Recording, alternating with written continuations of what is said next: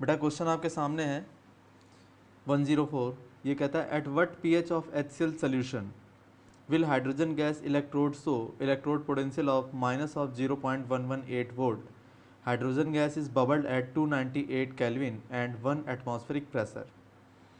तो ये पूछ रहा है pH ऑफ HCl मतलब power of hydrogen of HCl, इसकी डिमांड ये कर रहा है और इलेक्ट्रोड पोटेंशियल इसका दे रहा है 0.118 वोल्ट। क्लियर है। और हाइड्रोजन गैस जो है बबल करके 298 केल्विन पर और 1 एटमॉस्फेरिक प्रेशर पर रिलीज हो रही है। इतना ये क्वेश्चन आपको दे रहा है। ठीक है, तो डिमांड किस चीज़ की कर रहा है? pH निकालना हमें। क्लियर है। तो सबसे पहले तो बेटा इसकी केमिकल रिएक्शन देखो क्या होगी। जो H पॉजिटिव है वो एक इलेक्ट्रॉन एक्सेप्ट कर लेगा और किस में कन्वर्ट हो जाएगा? हाइड्रोजन गैस में कन्वर्ट हो जाएगा। इस तरह से ये गैस आपकी रिलीज हो जाएगी। क्लियर है। अब आपको अच्छी तरह पता है नेक्स्ट इक्वेशन क्या होती है। ये होती H पॉजिटिव से हाइड्रोजन रिडक्शन हो रहा है, साफ पता चल रहा है रिडक्शन हो रहा है, that is equal to E naught कितना? H पॉजिटिव से H2 minus of 0.0591 upon n, और n की जगह मैं क्या लिखूंगा? 1 लिखूंगा क्योंकि एक इलेक्ट्रॉन का चेंज है। क्लियर है। और लॉग ऑफ क्या आ जाएगा? हाइड्रोजन की कॉन्सेंट्रेशन तो 1 हो गई और अपॉन में H पॉजिटिव आयन कॉन्सेंट्रेशन, ये आ जाएगा आपका। क्लियर है, इतनी चीज़ आ जाएगी। अब आगे देखो बेटा, E नॉट की वैल्यू क्या हो जाएगी? 0। E नॉट सेल आपका क्या हो जाएगा? 0। हाइड्रोजन के लिए तो होता ही है ये 0। तो हमारे पास बचा minus of 0.0591 divided bye 1 log of H positive concentration को ऊपर लेके जाऊंगा तो क्या हो जाएगा? H पॉजिटिव कॉन्सेंट्रेशन की पावर -1। अब क्या होगा बेटा? ये जो -1 है इस माइनस के साथ मल्टीप्लाई हो जाएगा। इससे क्या फ़र्क पड़ेगा? इससे फ़र्क पड़ेगा H पॉजिटिव से H2। E सेल आपका ये आएगा। क्लियर है। तो फाइनल आंसर आपका क्या बनेगा? यहाँ से ये बनेगा माइनस ऑफ, ये दिया हुआ था बेटा 0.118, दैट इज इक्वल टू, ये तो प्लस हो गया 0.0591 और लॉग ऑफ क्या? H positive concentration. अब आप क्या करेंगे? -0.118 divided by 0.0591 that is equal to log of H positive concentration. आएगा या नहीं आएगा? ये चीज़ आ जाएगी। अब जरा ध्यान दो, इस चीज़ को आप क्या लिख सकते हो? इसको आप लिख सकते हो माइनस ऑफ pH।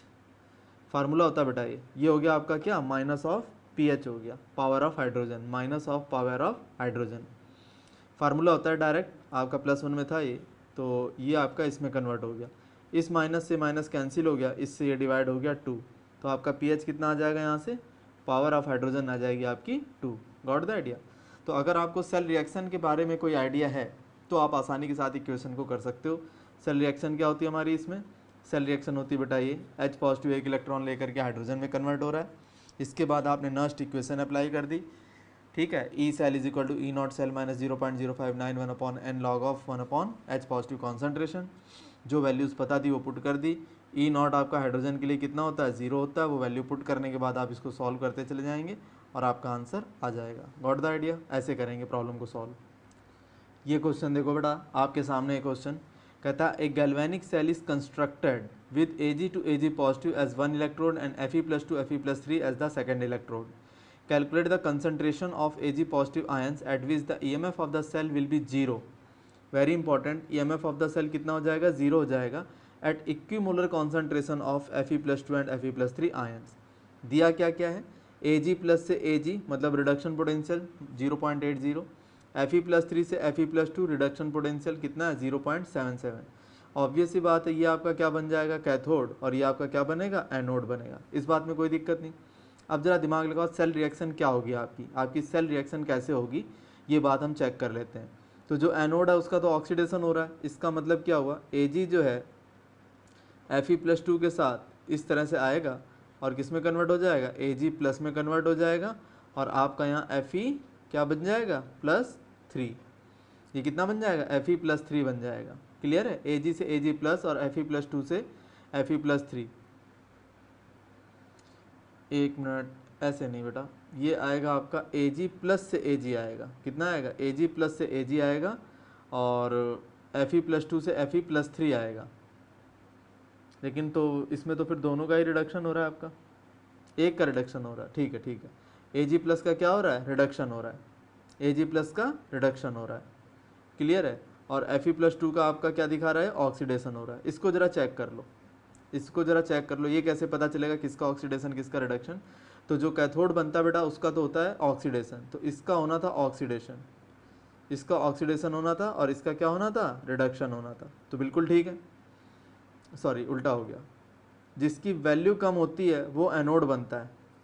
तो आपका ये एनोड बनना था, Fe+3 से Fe+2, रिडक्शन पोटेंशियल ये छोटा था, ठीक है। तो ये आपका कैथोड बनना था। अब बिल्कुल ठीक है, इसी का ऑक्सीडेशन हो जाएगा, Fe+3 से Fe+2 वाले का ऑक्सीडेशन होगा, और Ag प्लस से Ag का रिडक्शन होगा। तो कैथोड और एनोड आपको पता चल गया कौन बनेंगे। क्लियर होगी बात, यहाँ तक कोई दिक्कत नहीं है। अब इसने क्या कहा कि इस केस में जो Fe+2 और Fe+3 की कॉन्सेंट्रेशन है वो सेम हो जाती है। क्या हो जाती है, सेम हो जाती है। तो बेटा अगर अब मैं यहाँ पर लिखना शुरू करूँगा तो देखो क्या आएगा, E cell that is equal to E naught cell minus of 0.0591, कितने इलेक्ट्रॉन का ट्रांसफ़र हो रहा है, 1, ठीक है। और लॉग ऑफ क्या, प्रोडक्ट कॉन्सेंट्रेशन, प्रोडक्ट में क्या क्या है आपका, जरा दिमाग लगाओ, प्रोडक्ट में क्या है, Fe+3 है, ठीक है, और क्या है आपका, सिल्वर है, और रिएक्टेंट कॉन्सेंट्रेशन में Ag पॉजिटिव है, और क्या है, Fe+2 है। ये चीज़ें हैं। अब एक बात बताता हूँ आपको, ये वैल्यू तो हो जाएगी आपकी 1, ठीक है, और ये वैल्यू उसने कहा इक्वल है, तो फिर ये कैंसिल हो गई। तो बचा क्या, सिर्फ आपके पास बचा E cell is equal to E naught cell minus of 0.0591 log of 1/Ag positive ion concentration. अब ये Ag पॉजिटिव जब ऊपर जाएगा तो माइनस का बन जाएगा, क्या बन जाएगा, माइनस। तो यह आ जाएगा आपका जाकर के E cell is equal to E naught cell minus of 0.0591 और लॉग ऑफ क्या बन गया, Ag पॉजिटिव कॉन्सेंट्रेशन -1, ये बन जाएगा। ये माइनस कहाँ जाएगा, इसके साथ इसको प्लस बना देगा। और जब इक्विमोलर हो गए थे तो आपको उसने कह दिया है कि ये इसकी वैल्यू कितनी हो जाती है, 0। तो अब आपका क्या आएगा, यह आ जाएगा E naught cell is equal to 0.0591 और लॉग ऑफ कितना, Ag पॉजिटिव कॉन्सेंट्रेशन, यह आ जाएगा आपका, कोई दिक्कत नहीं इसमें। अब ई नॉट सेल कैसे निकलेगा, E naught cathode minus E naught anode that is equal to 0.0591 और log of Ag positive concentration, ये आ जाएगा आपका। अब कैथोड और एनोड की वैल्यू उसने दे रखी थी, कितनी है, कैथोड है आपका 0.80, एनोड है 0.77। तो ये है बेटा 0.80 माइनस 0.77 और divided by 0.0591 that is equal to log of Ag positive ion concentration. तो Ag पॉजिटिव आयन कॉन्सेंट्रेशन क्या आ जाएगी, एंटी लॉग, क्या आ जाएगी, एंटी लॉग 0.03 डिवाइडेड बाय 0.0591। इसको आप सॉल्व कर लेना एंटी लॉग टेबल से, आपको Ag पॉजिटिव आयन कॉन्सेंट्रेशन आसानी के साथ मिल जाएगी। Got the idea. ये क्वेश्चन देखो बेटा क्या कहता है, calculate the potential of the cell, EMF of the cell निकालना है। कैडमियम से Ca+2 दिया लेकिन कॉन्सेंट्रेशन डिफरेंट है, और H पॉजिटिव से H2 दिया है, यहाँ भी कॉन्सेंट्रेशन डिफरेंट है। ये आपको पॉजिटिव से 0 पर आ रहा है, रिडक्शन पोटेंशियल दिया है, ठीक है। तो इसका कितना -0.403 और हाइड्रोजन का कितना होता है, 0 होता है, तो लेसर वैल्यू उसी की है, तो ये क्या बन जाएगा आपका, एनोड बन जाएगा। तो बेटा ई नॉट सेल कितना आएगा, ई नॉट सेल आ जाएगा आपका E naught cathode minus E naught क्या, एनोड। तो कैथोड का तो 0 हो गया, और माइनस एनोड का कितना है, माइनस ऑफ 0.403। तो ये माइनस इस माइनस को बना देगा प्लस, तो फाइनल आ जाएगा आपका 0.403। ये ई नॉट सेल आ गया आपका, क्या आ गया, ये ई नॉट सेल। अब आगे की बात कर लेते हैं। देखो बेटा हमें ई सेल निकालना है, क्या निकालना, ई सेल। तो ई सेल क्या आएगा, ई सेल आएगा आपका जाकर के E naught cell minus of 0.0591 upon n और log of product concentration upon reactant concentration, ठीक है। तो प्रोडक्ट कॉन्सेंट्रेशन क्या आएगी, कैडमियम +2, ऑक्सीडेशन हो रहा है कैडमियम का तो ये प्रोडक्ट में जाएगा, और डिवाइडेड बाय क्या, H पॉजिटिव कॉन्सेंट्रेशन, और इसकी पावर 2 आ जाएगी। उसका रीज़न बताता हूँ क्या होगा। सेल रिएक्शन अगर आप लिखोगे तो ज़रा दिमाग लगाओ क्या होगा सेल रिएक्शन में। सेल रिएक्शन में ऑब्वियस सी बात है, ये कुछ इस तरह का आएगा, कैडमियम प्लस H पॉजिटिव, और कितने, ये जाएंगे आपके कैडमियम +2 में जाएगा, ठीक है, और ये आपके 2 होंगे, ठीक है, और ये बन जाएगा आपका H2 में कन्वर्ट हो जाएगा। ये होगी आपकी सेल रिएक्शन इस तरह से, कैडमियम से कैडमियम +2 और 2H पॉजिटिव कन्वर्ट होकर के H2 में कन्वर्ट हो जाएंगे। इसका मतलब है N आपका कितना आ जाएगा, यहाँ पर 2 आ जाएगा। N की जगह क्या लोगे, 2 ले लोगे। क्लियर है? तो इसको आप आसानी के साथ अब सॉल्व कर सकते हो। अब इसमें कोई ख़ास बात रह नहीं गई, ज़रा दिमाग लगाओ क्या क्या चीज़ें दे रखी हैं, सारी चीज़ें लिख लो। अच्छा हाँ, एक चीज़ और ध्यान रखना जो इम्पोर्टेंट है, यहाँ पर प्रेशर दे रखा है 0.5 एटमॉस्फेयर। तो अगर 1 एटमॉस्फेयर ना हो तो हमें ये प्रेशर का भी टर्म इंट्रोड्यूस करना पड़ेगा, तो ये आ जाएगा प्रेशर का टर्म। यहाँ पर प्रेशर आ जाएगा आपका इस जगह पर, ये 0 पॉइंट कितना लेना पड़ेगा, 0.5 एटमॉस्फेयर, इससे मल्टीप्लाई करना पड़ेगा आपको इसी में, ठीक है। अब जरा दिमाग लगाओ, E0 सेल हमने कैलकुलेट कर लिया 0.0591, कोई दिक्कत नहीं है, N की जगह 2 लिख दूंगा। कैडमियम +2 कॉन्सेंट्रेशन दे रखी है बेटा, कितनी दे रखी है, 0.10, कितनी दी है ये, 0.10 दे रखी है। और H पॉजिटिव कॉन्सेंट्रेशन कितनी दे रखी है, ये दे रखी है 0.20, इसका स्क्वायर करना पड़ेगा। और यहाँ पर जो है आपको प्रेशर की वैल्यू 0.5 पुट करनी पड़ेगी। जब ये सारा काम करोगे तो आपको क्या कैलकुलेट होकर के मिल जाएगा, ई सेल आपको आसानी के साथ यहाँ से कैलकुलेट होकर के मिल जाएगा। गॉट द आइडिया और not, simple question. Concentration cell की बात करेंगे बेटा। कॉन्सेंट्रेशन सेल्स क्या चीज़ होती हैं, ये आपको पहले समझना पड़ेगा, इसका स्ट्रक्चर क्या होता है मैं आपको बता देता हूँ। आपके पास 2 सेम इलेक्ट्रोड हैं जिंक के, सेम मटेरियल के 2 इलेक्ट्रोड ले रखे हैं जिंक के, ठीक है। और ये आपने एक पोरस पार्टीशन दे दिया। पोरस पार्टीशन मतलब इसमें जो है, सॉरी, इसमें जो है आपका ये पोरस पार्टीशन आपको दिखाई दे रहा है, ये पोरस पार्टीशन कर दिया, ठीक है। इससे क्या होगा, आयंस का मूवमेंट हो सकता है लेसर कॉन्सेंट्रेशन से मोर कॉन्सेंट्रेशन की तरफ। तो C1 को मैंने मान लिया लेसर कॉन्सेंट्रेशन है, लो, और ये क्या है, हाई कॉन्सेंट्रेशन है। दे भी रहा C2 is greater than C1, ये हाई कॉन्सेंट्रेशन का है। तो पोरस पार्टीशन की वजह से क्या होगा, आयंस का मूवमेंट जो है लो कॉन्सेंट्रेशन से हाई कॉन्सेंट्रेशन की तरफ होता रहेगा। क्लियर है? तो क्या क्या बताया मैंने बताया आपको 2 सेम इलेक्ट्रोड ले लिए जिंक के, ठीक है, और उसको जो है पोरस पार्टीशन के थ्रू मैंने एक बीकर में सेपरेट कर लिया। इस वाले लेफ्ट वाले में मैंने क्या किया, लो कॉन्सेंट्रेशन ले लिया जिंक सल्फेट का, और राइट वाले में क्या किया, हायर कॉन्सेंट्रेशन ले लिया जिंक सल्फेट का। इतनी बात में कोई दिक्कत नहीं। और मैंने बाहर क्या किया, 1 वोल्ट मीटर लगा करके इस तरह से कनेक्शन कर दिया दोनों इलेक्ट्रोड का, ठीक है। अब क्या होगा, यह बात इंपॉर्टेंट है, आपको ध्यान रखनी है कि अगर दोनों रॉड आपने सेम ली हैं तो आप जो है डिफरेंट जो पोर्शन है, ये आपका पोर्शन A है और ये आपका पोर्शन B है, तो इसमें जो आप केमिकल ले रहे हो उनकी कॉन्सेंट्रेशन डिफरेंट होनी चाहिए। और अगर आप एक बीकर में सेम आप कॉन्सेंट्रेशन वाला मटेरियल ले रहे हो तो उसके अंदर जो इलेक्ट्रोड यूज़ करोगे उसकी जो कॉन्सेंट्रेशन है वो डिफरेंट होनी चाहिए। तो आप 2 तरह से इसको यूज़ कर सकते हो कॉन्सेंट्रेशन सेल को। अगर इलेक्ट्रोड सेम मटेरियल के ले रहे हो तो आप दोनों को अलग अलग कॉन्सेंट्रेशन वाले सोल्यूशन में रखो, और अगर आप कॉन्सेंट्रेशन सोल्यूशन की सेम रखना चाहते हो तो दोनों इलेक्ट्रोड को उसी सोल्यूशन में डालो, लेकिन उन इलेक्ट्रोड की कॉन्सेंट्रेशन को डिफरेंट कर दो। क्लियर होगी बात? तो जो गिवन पिक्चर है इस वाले केस में आपको इसे क्या कहते हैं ये मैं बताता हूँ। अगर आपका सेम ये सेल है तो इसको कहते हैं इलेक्ट्रोलाइट कंसंट्रेशन सेल। क्या बोलते हैं? Electrolyte concentration cell. क्लियर है? तो इसमें दोनों जो आपके इलेक्ट्रोड हैं वो तो सेम मटेरियल के हैं, लेकिन इनके जो सोल्यूशंस हैं वो डिफरेंट कॉन्सेंट्रेशन के हैं। इतनी बात में तो कोई दिक्कत नहीं है आपको, यहाँ तक समझ में आ गया। अब होगा क्या आपका कि जो लो कॉन्सेंट्रेशन वाला सोल्यूशन है उसमें जो है ऑक्सीडेशन होगा और हायर कॉन्सेंट्रेशन वाले में रिडक्शन होगा। समझ में आई बात कि नहीं आई? तो ये किस तरह से होगा बताता हूँ आपको। Zn से आपका Zn+2 बनेगा, कॉन्सेंट्रेशन आपकी इसमें C1 है, मतलब लो कॉन्सेंट्रेशन है, साल्ट ब्रिज का यूज़ हो गया एक तरह से, और ये हो गया आपका जा करके Zn+2 से किस में कन्वर्ट हो गया, Zn में, और ये किसका है, C2 कॉन्सेंट्रेशन का केस है। क्लियर होगी बात? तो एक में साफ पता चल रहा है लेफ्ट में ऑक्सीडेशन हो रहा है और राइट में रिडक्शन हो रहा है। तो जिसमें कॉन्सेंट्रेशन कम है, ठीक है, उसमें तो हो रहा है ऑक्सीडेशन, और जिसमें कॉन्सेंट्रेशन ज़्यादा है उसमें हो रहा है रिडक्शन। यहाँ तक कोई दिक्कत नहीं।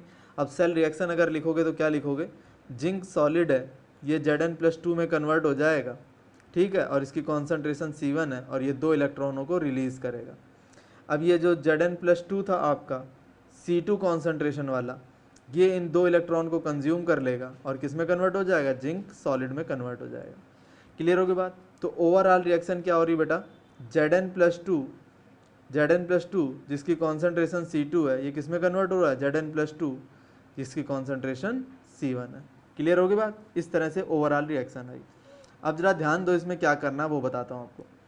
अब हमें निकालना है ई सेल। क्या निकालना है, ई सेल निकालना है। तो ई सेल क्या आता है आपका, दिमाग लगाओ, ई सेल क्या आएगा इसमें, ई सेल आएगा -0.0591 अपॉन कितना n और log of C1 upon C2, ये आ जाएगा भाई, product upon reactant C1 upon C2, ये आ जाएगा। क्लियर है। अब अगर मैं इसको रिवर्स कर लूँ तो क्या आएगा बेटा, ये आएगा -0.0591 डिवाइडेड बाई कितना n और log of C2 upon C1 अगर मैं कर दूंगा तो इसकी पावर कितनी हो जाएगी, -1 हो जाएगी। ये -1 इससे मल्टीप्लाई हो जाएगा तो ये आएगा आपका जाकर के 0.0591 डिवाइडेड बाई कितना n और log ऑफ कितना C2 बाई C1, ये आ जाएगा बेटा आपका फाइनल, ये आएगा आपका ई सेल। तो बेटा ये कॉन्सेंट्रेशन सेल का ईएमएफ निकालने का फार्मूला है, E cell is equal to 0.0591 upon n log of C2 upon C1। अगर C2 अपॉन C1 आपका पॉजिटिव हुआ, ठीक है, तभी ये जो है सेल आपका फॉर्म होगा, अदरवाइज नहीं होगा। और C2 is greater than C1 है, ये तो कन्फर्म है, C2 is greater than C1, ठीक है। इसका मतलब ये जो भी वैल्यू आएगी C2 बाई C1 ये ग्रेटर देन 1 आएगी और उसी पर लॉग आपका क्या होता है, पॉजिटिव होता है। क्लियर होगी बात। तो इस तरह से हम कॉन्सेंट्रेशन सेल को से जो है ईएमएफ ले सकते हैं या बैटरी बना सकते हैं। क्लियर हो गया। अब एक केस और है, इसमें हाइड्रोजन का केस है, वो बताता हूँ कि अगर हमारा कॉन्सेंट्रेशन सेल का टाइप हो जाए कि उसमें हाइड्रोजन यूज़ करना शुरू कर दें और उसको एसिड में डाल दें, प्लेटिनम का इलेक्ट्रोड लें और उसको एसिड में डाल दें, तो जो हाइड्रोजन वाला जो बनता है आपका इलेक्ट्रोड कॉन्सेंट्रेशन सेल जिसको बोलेंगे, उसको कैसे हम ई सेल निकालेंगे वो बता देता हूँ आपको। उसका जो फार्मूला है वो आएगा, ई सेल क्या आएगा, E cell is equal to 0.0591 divided by n log of P1 upon P2, ठीक है। और P1 is greater than P2। ये प्रेशर्स हैं बेटा, ध्यान रखना, ये प्रेशर्स हैं। ये वो केस है कि आपने इलेक्ट्रोड कौन सा लिया, प्लेटिनम का लिया, क्लियर है, और हाइड्रोजन गैस वहाँ पर कितने प्रेशर पर थी, P1 एटमॉस्फेरिक प्रेशर पर थी, ठीक है। आपने इस तरह से इसको किस में कन्वर्ट कर लिया, H पॉजिटिव, ये इसकी कॉन्सेंट्रेशन है, और हाइड्रोजन जो है आपकी P2 एटमॉस्फेयर पर है, किस पर है, P2 एटमॉस्फेयर पर है। ये आपका जो है उस केस में फार्मूला डेवलप हो जाएगा। गॉट द आइडिया और नॉट। तो ये आपको दोनों याद रखने हैं फार्मूले, और कंसेप्ट मैंने आपको बता ही दिया। क्लियर है। ये क्वेश्चन देखो बेटा आपके सामने है, कहता है calculate the EMF of the following concentration cell at 298 kelvin, zinc से जिंक सल्फेट और जिंक सल्फेट से जिंक। तो लेफ्ट वाले बीकर में ऑब्वियस सी बात है कॉन्सेंट्रेशन आपकी कैसी है, लो है, लो कॉन्सेंट्रेशन है, और इसमें हायर कॉन्सेंट्रेशन है, कॉन्सेंट्रेशन कैसी है, हायर है। तो ईएमएफ ऑफ द सेल निकालना है, तो ई सेल आपका क्या आता है, यह आता है 0.0591 अपॉन एन। एन की जगह यहाँ क्या ले लूँगा, 2 लूँगा, क्योंकि Zn से Zn+2 में कन्वर्ट होगा ये, ठीक है। और log of C2 by C1, C2 मतलब हायर कॉन्सेंट्रेशन, तो ये हो जाएगा 0.5 और डिवाइडेड बाई क्या, 0.05। इसको आप सॉल्व कर लें पूरे फार्मूले को, आपका आंसर आ जाएगा। गॉट द आइडिया और नॉट। Simple question. ये क्वेश्चन देखो बेटा आपके सामने है, a cell consist of 2 hydrogen electrode. Hydrogen electrode की बात कह रहा है बेटा। The negative electrode is in contact with the solution having 10⁻⁻⁶ molar H positive ion concentration. Very very important. Negative electrode का मतलब ये क्या बन जाएगा आपका, खूब अच्छी तरह सोचो। अगर ये निगेटिव इलेक्ट्रोड है तो क्या बन जाएगा, एनोड बनेगा कि नहीं बनेगा, बोलो बेटा, एनोड बनेगा कि नहीं बनेगा। क्लियर है। इसका मतलब इसकी जो कॉन्सेंट्रेशन होगी वो कैसी होगी, लोअर होगी। एनोड बनेगा तो लोअर कॉन्सेंट्रेशन होगी, समझ गया कि नहीं, क्योंकि जो निगेटिव इलेक्ट्रोड है उसके कांटेक्ट में ये, इसका मतलब है इसका ऑक्सीडेशन होना है, तो ये आपका एनोड बनना है। निगेटिव इलेक्ट्रोड की वजह से मुझे पता चल गया कि ये क्या बनेगा, एनोड की तरफ आएगा ये।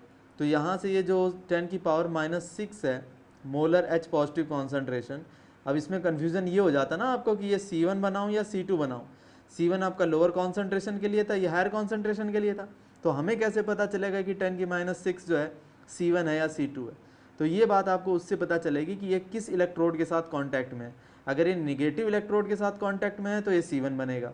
क्लियर होगी बात। तो अब हमारा फार्मूला क्या होता है, E cell is equal to 0.0591 upon n, और यहाँ क्या आ जाएगा log of C2 upon C1। अब आपको ध्यान रखना है यहाँ n कितना लेंगे आप, 1 लेंगे। हाइड्रोजन का केस है, n को कितना ले लेंगे, 1 ले लेंगे। C2 आपको कैलकुलेट करना है, C1 आपको दिया है, ठीक है। और ई सेल की वैल्यू जो है आपको कैलकुलेट करनी है। किसकी वैल्यू कैलकुलेट करनी है, ई सेल की वैल्यू आपको कैलकुलेट करनी है। बोलो बेटा कर पाओगे कि नहीं कर पाओगे, खूब अच्छी तरह सोचो, कर पाओगे कि नहीं कर पाओगे। और एक चीज़ और दी हुई है, EMF ऑफ द सेल दिया है 0.118, तो ई सेल नहीं निकालना, हमें C2 निकालना है। तो ये दे दिया बेटा 0.118 इज इक्वल टू 0.0591, और क्योंकि हाइड्रोजन का केस है तो n आपका कितना आ जाएगा, 1 आ जाएगा, और लॉग ऑफ C2 हमें कैलकुलेट करना है। C1 हमें पता है कितना है, 10⁻⁻⁶। तो आपको सिर्फ क्या नहीं पता, आपको सिर्फ ये C2 की वैल्यू नहीं पता, बाकी सारी बातें आपको पता है। एंटी लॉग लेकर के हम आसानी के साथ वैल्यू को कैलकुलेट कर सकते हैं। बोलो बेटा समझ आया कि नहीं आया। इस तरह से हम प्रॉब्लम को बड़ी आसानी के साथ सॉल्व कर लेंगे। क्लियर है। ये क्वेश्चन देखो बेटा, equilibrium constant from Nernst equation. Equilibrium constant, अब आप थोड़ा सा कंफ्यूज हो रहे होगे कि इक्विलिब्रियम क्या चीज़ होती है। आपने +1 में सीख रखा है, इक्विलिब्रियम के चैप्टर हमने पढ़े थे। उसमें क्या होता था, रिएक्टेंट से प्रोडक्ट बनता था, प्रोडक्ट से रिएक्टेंट बनता था, और एक टाइम ऐसा आता था कि दोनों रिएक्टेंट के और प्रोडक्ट की कॉन्सेंट्रेशन सेम हो जाती थी, और हमें ऐसा लगता था कि रिएक्शन रुक गई है, लेकिन ऐसा नहीं होता था। रिएक्शन प्रोसीड करती थी, जितनी वो फॉरवर्ड में जाती थी उतनी वो बैकवर्ड में जाती थी, लेकिन बाहर से हमें ऐसा लगता था कि कुछ भी नहीं हो रहा है। उस टाइम उसको हम बोलते थे इक्विलिब्रियम आ गया। तो उस टाइम जो उनकी कॉन्सेंट्रेशन का जो रेशियो होता था उसको हम बोलते थे इक्विलिब्रियम कांस्टेंट। क्लियर होगी बात। वहाँ पर जो है इक्विलिब्रियम कांस्टेंट जो है product concentration upon reactant concentration, जिस पर रिएक्शन जो है आपकी सेम रेट से फॉरवर्ड और बैकवर्ड हुआ करती थी, उसको हम बोलते थे इक्विलिब्रियम कांस्टेंट। ठीक है। अब नेक्स्ट इक्वेशन से हमें इक्विलिब्रियम कांस्टेंट की वैल्यू कैलकुलेट करनी है। ये मैं बताता हूँ आपको कैसे करनी है। सिंपल सी चीज़ है ये। इसमें सबसे पहले आपको क्या करना पड़ेगा, आपको जिंक की रॉड लेनी पड़ेगी। जिंक की रॉड है और सोल्यूशन किस चीज़ का है, जिंक सल्फेट का है। एक काम तो ये करना पड़ेगा। और इसके बाद कॉपर की रॉड है और सोल्यूशन किस चीज़ का है, कॉपर सल्फेट का है। समझ आया कि नहीं। जिंक की रॉड जिंक सल्फेट के सोल्यूशन में है और कॉपर की रॉड कॉपर सल्फेट के सोल्यूशन में। क्लियर होगी बात, यहाँ तक तो कोई दिक्कत नहीं। तो जिंक का जो है ऑक्सीडेशन होगा और कॉपर का रिडक्शन होगा। तो Zn से कहाँ जाएगी ये, Zn से Zn+2 पर जाएगा। साल्ट ब्रिज कॉपर से कहाँ जाएगा, कॉपर +2 पर जाएगा। कॉपर +2 से कॉपर पर जाएगा। ठीक है, ये कहानी इसमें होनी है। क्लियर होगी बात। अब एक टाइम ऐसा आएगा कि दोनों की कॉन्सेंट्रेशन सेम हो जाएगी। वो कैसे होगी वो मैं बताता हूँ। जिंक की रॉड से लगातार जिंक के जो आयन है वो जिंक सल्फेट सोल्यूशन में आते रहेंगे।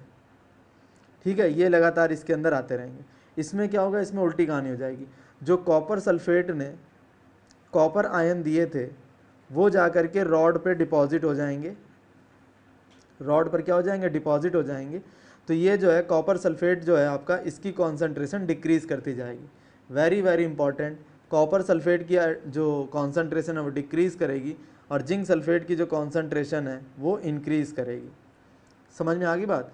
तो एक टाइम ऐसा आएगा कि जिंक सल्फेट की कॉन्सेंट्रेशन बढ़ती जाएगी, कॉपर सल्फेट की कॉन्सेंट्रेशन डिक्रीज़ होती जाएगी, और एक टाइम पर दोनों की वैल्यू क्या होगी, सेम हो जाएगी, वहाँ पर इक्विलिब्रियम आ जाएगा। जब दोनों की कॉन्सेंट्रेशन सेम हो जाएगी तो उस टाइम ई सेल आपका 0 हो जाएगा। Very very important. जैसे ही आपकी कॉन्सेंट्रेशन सेम हुई, ई सेल की वैल्यू कितनी हो जाएगी, 0 हो जाएगी। ये बात समझ में आई या नहीं आई, ये बात बिल्कुल दिमाग में बैठी क्या नहीं बैठी। तो ऑक्सीडेशन रिएक्शन लगातार आपकी इसकी कॉन्सेंट्रेशन बढ़ रही है, इसकी कॉन्सेंट्रेशन लगातार डिक्रीज़ हो रही है, और एक टाइम ऐसा आ गया कि दोनों की कॉन्सेंट्रेशन क्या हो गई, सेम हो गई। अब आपका इक्विलिब्रियम आ गया। जैसे इक्विलिब्रियम आया वैसे ही ई सेल क्या हो जाएगा, 0 हो जाएगा। अब आपको कोई भी क्या कहते हैं, इलेक्ट्रिसिटी वहाँ से नहीं मिलेगी। क्लियर होगी बात। तो ई सेल आपका 0 आ जाएगा उस केस में जब इक्विलिब्रियम आ चुका है।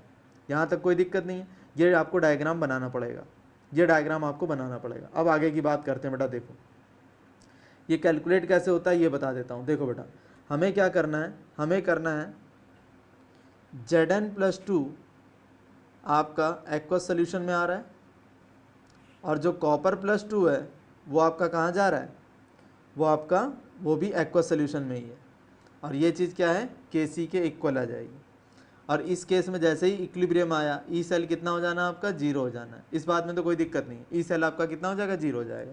अब जरा दिमाग लगाओ, ई सेल का फार्मूला क्या होता है, ई सेल होता है आपका ई नॉट सेल, क्या होता है, E naught cell minus 0.0591 upon N, N यहाँ पर 2 आएगा क्योंकि 2 इलेक्ट्रॉन का चेंज है। Zn+2 कैसे बना होगा, 2 इलेक्ट्रॉन के चेंज से बना होगा, तो यहाँ एन की जगह 2 आएगा, और लॉग ऑफ Zn+2 कॉन्सेंट्रेशन और डिवाइडेड बाय कॉपर+2 कॉन्सेंट्रेशन। बोलो बेटा, अच्छी तरह सोच लो।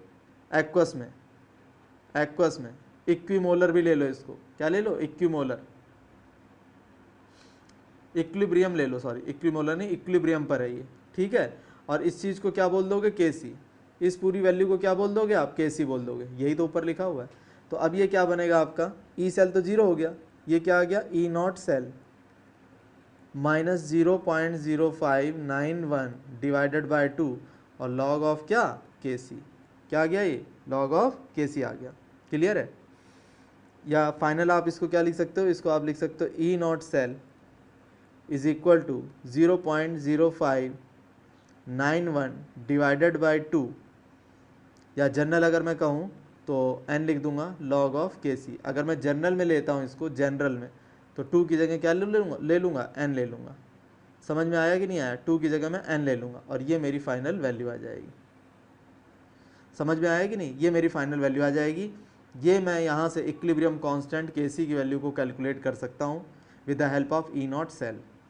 n तो आप जान ही गए, मैं फिर पूरी चीज़ को बता देता हूँ आपको, क्या कहानी थी इसकी। होगा क्या, देखो बेटा, जिंक की रॉड है जिंक सल्फेट के सोल्यूशन में, ठीक है, कॉपर की रॉड है कॉपर सल्फेट के सोल्यूशन में।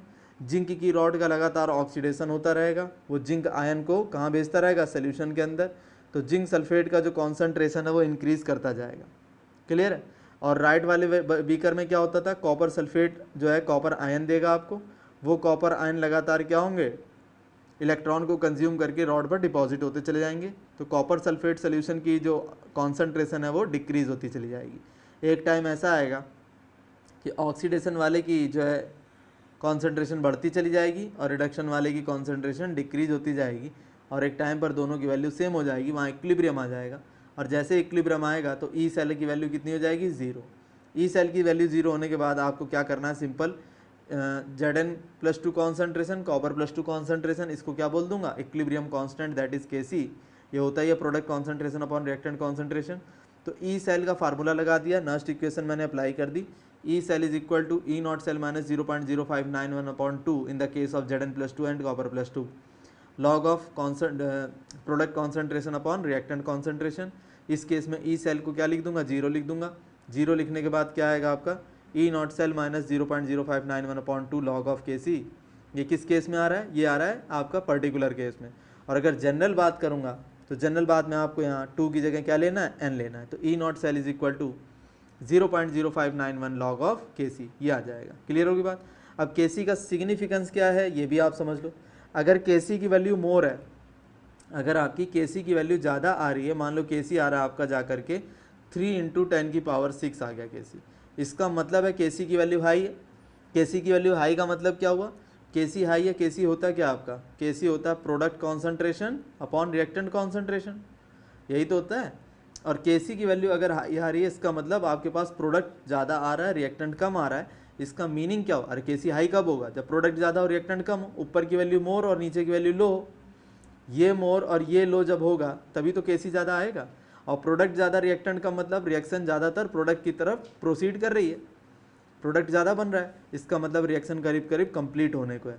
तो Kc अगर हमें बता दिया जाए 2-3 रिएक्शन का, मान लो एक रिएक्शन A है, एक रिएक्शन B है, एक रिएक्शन C है, इसका Kc 10 है, इसका 100 है, इसका 1000 है, तो हम कहेंगे C वाली जो रिएक्शन है वो करीब करीब कंप्लीट होने को है, क्योंकि इसका Kc बहुत ज़्यादा है। और जिसका A 10 है तो उसके लिए हम कहेंगे Kc क्योंकि कम है तो आपकी रिएक्शन अभी चल रही है। Got the idea. तो Kc का सिग्निफिकेंस ये है कि Kc से हमें ये आइडिया लग जाता है कि क्या रिएक्शन कंप्लीट होने वाली है, या आधी हो चुकी है, कितना हिस्सा इसका हो चुका है या नहीं हो चुका है, इसके बारे में आइडिया हमें लग जाता है। Got the idea? Thank you.